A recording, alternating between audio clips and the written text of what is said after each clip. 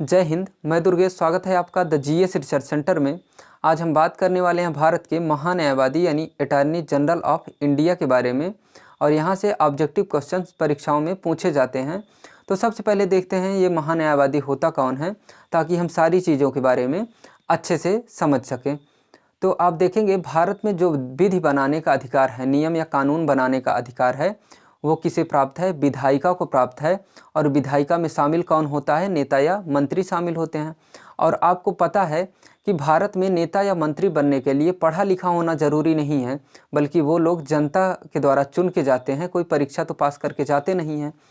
तो ऐसी स्थिति में ये जो नेता या मंत्री होते हैं, यानी भारत सरकार को एक ऐसे व्यक्ति की ज़रूरत होती है जो उनको विधि से संबंधित सलाह दे सके, कानून से संबंधित सलाह दे सके, कानूनी सलाह दे सके, और संविधान की उसको अच्छी जानकारी हो। चूँकि संविधान के बाहर तो हम कोई नियम कानून बना नहीं सकते।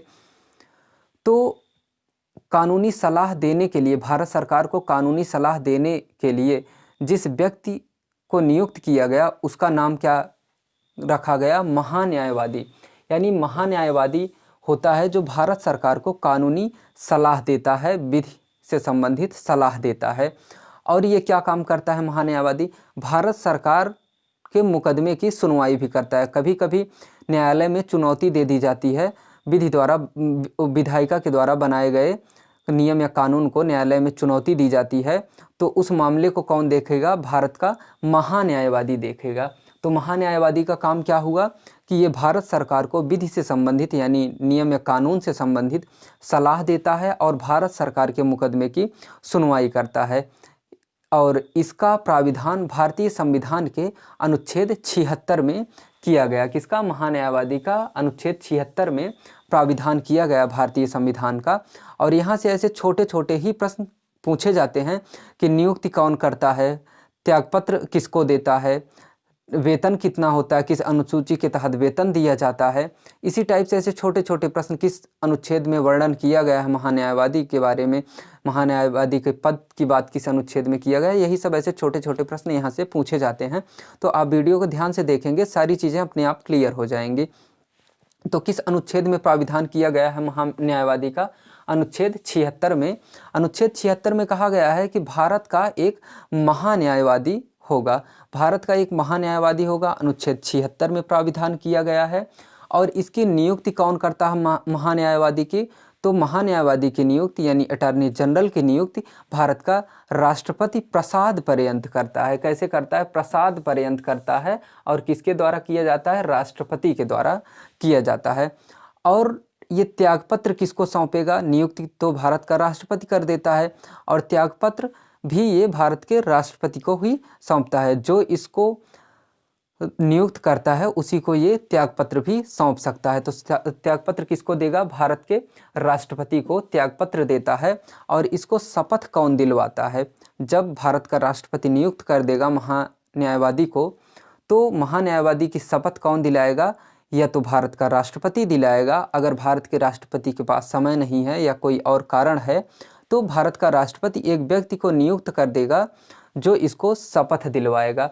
तो शपथ कौन दिलवाता है? या तो भारत का राष्ट्रपति दिलाएगा, या भारत के राष्ट्रपति द्वारा नियुक्त किसी व्यक्ति के द्वारा इसको शपथ दिलाई जाती है। महान्यायवादी को शपथ कौन? भारत का राष्ट्रपति या राष्ट्रपति द्वारा नियुक्त किसी व्यक्ति के द्वारा महान्यायवादी को शपथ दिलाई जाती है। और इसको वेतन किस अनुसूची के तहत दिया जाता है, ये भी पूछता है। तो इसको वेतन अनुसूची 2 के तहत दिया जाएगा। किस अनुसूची के तहत? अनुसूची 2 के तहत ये वेतन प्राप्त करता है। देखिए, वेतन के संबंध में किसी भी पदाधिकारी के वेतन की बात करें, संवैधानिक कोई भी पदाधिकारी हो, और पूछे कि किस अनुसूची में वेतन का प्राविधान है, तो हमेशा दिमाग में फीड कर लीजिए कि हमेशा अनुसूची 2 आपको बताना है। चूँकि वेतन एवं भत्ते से संबंधित प्राविधान अनुसूची 2 में किया गया है, तो हमेशा वेतन से संबंधित किसी की भी अनुसूची पूछे, किसी के भी वेतन से संबंधित अनुसूची पूछे, किस अनुसूची के तहत वेतन दिया जाता है या भत्ता दिया जाता है, तो हमेशा क्या लगाएंगे टिक, अनुसूचित 2 के तहत। तो अनुसूचित 2 के तहत महान्यायवादी को भी वेतन दिया जाता है। और महान्यायवादी को वेतन दिया कहाँ से जाता है? राज्य के संचित निधि से दिया जाता है कि भारत सरकार के संचित निधि से? तो चूंकि देख रहे हैं ये राष्ट्रपति के द्वारा नियुक्त किया जा रहा है, राष्ट्रपति को त्यागपत्र दे रहा है, राष्ट्रपति इसको शपथ दिलवा रही है, भारत सरकार को ये कानूनी सलाह दे रहा है, यानी सारा काम कहाँ से कर रहा है? केंद्र सरकार का कर रहा है, यानी भारत सरकार का कर रहा है। तो जाहिर सी बात है इसको वेतन भी भारत की संचित निधि से दी जाएगी, राज्य की संचित निधि से नहीं दी जाएगी। वेतन कहाँ से? भारत की संचित निधि से दी जाएगी। किसको? महान्यायवादी को। और महान्यायवादी का वेतन होता कितना है? तो 90,000 होता है। महान्यायवादी का वेतन कितना? 90,000 होता है महान्यायवादी का वेतन। और देखेंगे भारत का जो महान्यायवादी होता है वो सुप्रीम कोर्ट के न्यायाधीश होने की योग्यता रखता है, यानी भारत का महान्यायवादी होने के लिए सुप्रीम कोर्ट का न्यायाधीश होने की योग्यता जरूरी है। यानी भारत का राष्ट्रपति ऐसे व्यक्ति को महान्यायवादी नियुक्त करता है जो भारत का राष्ट्रपति होने की योग्यता रखता है। अगर कभी योग्यता पूछे कि महान्यायवादी की योग्यता क्या होनी चाहिए महान्यायवादी नियुक्त होने के लिए, तो सुप्रीम कोर्ट का न्यायाधीश यानी उच्चतम न्यायालय का न्यायाधीश होने की योग्यता रखता हो तब वो महान्यायवादी नियुक्त किया जा सकता है। और देखेंगे ये भारत सरकार का मुख्य कानूनी सलाहकार होता है। कैसा? मुख्य कानूनी सलाहकार, कानूनी सलाहकार होता है।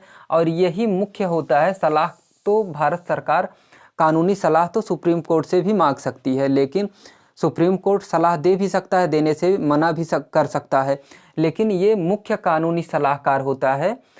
किसका? भारत सरकार का मुख्य कानूनी सलाहकार होता है। और इसकी भूमिका कैसी होती है? सलाहकारी। सलाहकारी महान्यायवादी की भूमिका कैसे होती है? तो महान्यायवादी की भूमिका सलाहकारी भूमिका होती है। चूंकि ये मुख्य कानूनी सलाहकार होता है भारत सरकार का, इसीलिए इसकी भूमिका कैसी होती है? सलाहकारी भूमिका होती है।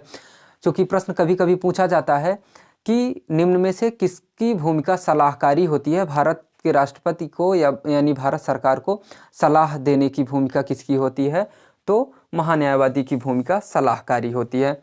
और देखेंगे ये देश का प्रथम विधि अधिकारी होता है। क्या? विधि अधिकारी। देश का प्रथम विधि अधिकारी यानी देश का सबसे बड़ा कानूनी अधिकारी कौन होता है? तो महान्यायवादी होता है। सबसे बड़ा देश का कानूनी अधिकारी, कानूनी मामले का सबसे बड़ा अधिकारी महान्यायवादी होता है, यानी देश का सबसे बड़ा विधि अधिकारी होता है।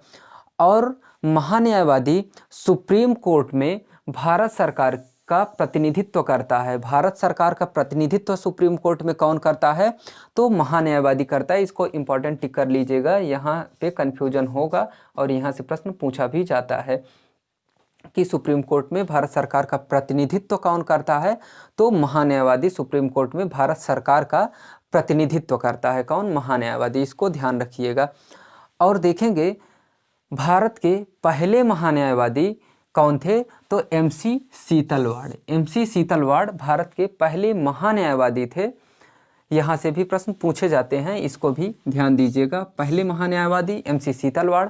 और पहले मुस्लिम महान्यायवादी कौन है भारत के? तो गुलाम-ई वाहनवती। गुलाम-ई वाहनवती भारत के पहले महान्यायवादी, पहले मुस्लिम महान्यायवादी गुलाम-ई वाहनवती और पहले महान्यायवादी MC सीतलवाड़ थे। और वर्तमान समय में भारत के महान्यायवादी कौन हैं? तो KK वेणुगोपाल। KK वेणुगोपाल वर्तमान समय में कौन है? भारत के महान्यायवादी हैं। और देखेंगे महान्यायवादी का कार्य, तो इसका कार्य क्या होता है? भारत सरकार के मुकदमे की सुनवाई करता है। इसको हमने आपको बताया कि भारत सरकार से संबंधित मुकदमा कौन देखता है? तो भारत का महान्यायवादी होता है। महान्यायवादी देखता है भारत सरकार के मुकदमे।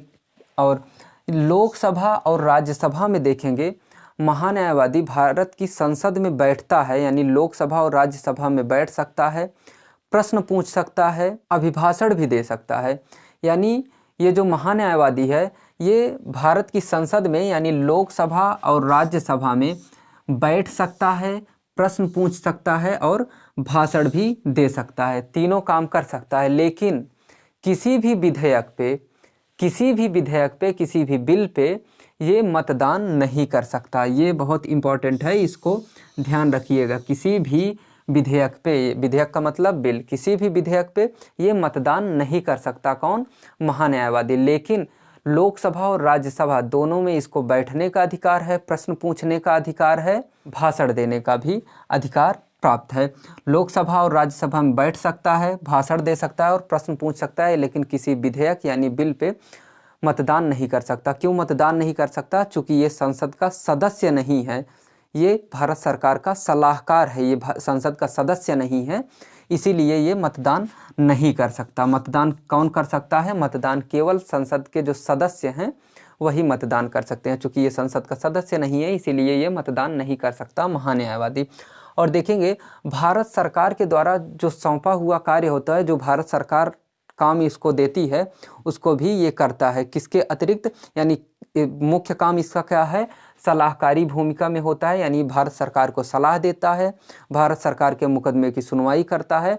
और इसका क्या काम होता है? ये भारत सरकार के द्वारा सौंपे गए कार्यों का निष्पादन करता है, यानी कार्यों को करता है, उनका भारत सरकार का काम भी करता है। और सुप्रीम कोर्ट में भारत सरकार का प्रतिनिधि के रूप में कौन होता है? तो महान्यायवादी होता है।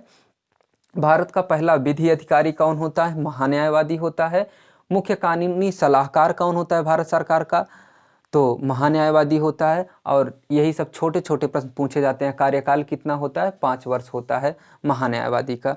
यहाँ से भी प्रश्न पूछा जाता है, महान्यायवादी का कार्यकाल कितना? तो 5 वर्ष होता है। तो इस प्रकार देखेंगे कि आपको महान्यायवादी में बस इतना ही पढ़ना है। अगर आप इसको ध्यान से पढ़ लेंगे तो इससे बाहर क्वेश्चन नहीं जाएगा। नॉर्मली ऐसे यही सब पूछा जाता है छोटा छोटा। तो हमने जो इम्पोर्टेंट आपको बताया कि सुप्रीम कोर्ट में भारत सरकार का प्रतिनिधित्व कौन करता है, इसको ध्यान दीजिएगा। और इसको विशेष ध्यान दीजिएगा कि लोकसभा राज्यसभा में बैठ सकता है, प्रश्न पूछ सकता है, अभिभाषण दे सकता है महान्यायवादी, लेकिन मतदान नहीं कर सकता, किसी विधेयक पे मत नहीं दे सकता। इसको ध्यान रखेंगे। और वर्तमान में कौन है महान्यायवादी? के वेणुगोपाल। इसको भी ध्यान दीजिएगा। ये सारे जितने हमने पॉइंट दिए हैं ये सारे ध्यान रखिएगा, महान्यायवादी से आपका प्रश्न नहीं फंसेगा। आज की क्लास बस यहीं तक। अब मिलते हैं अगली क्लास में एक नए वीडियो के साथ। अगर वीडियो ये आपको पसंद आए तो लाइक करें, सब्सक्राइब करें और दोस्तों को भी शेयर करें। Thank you.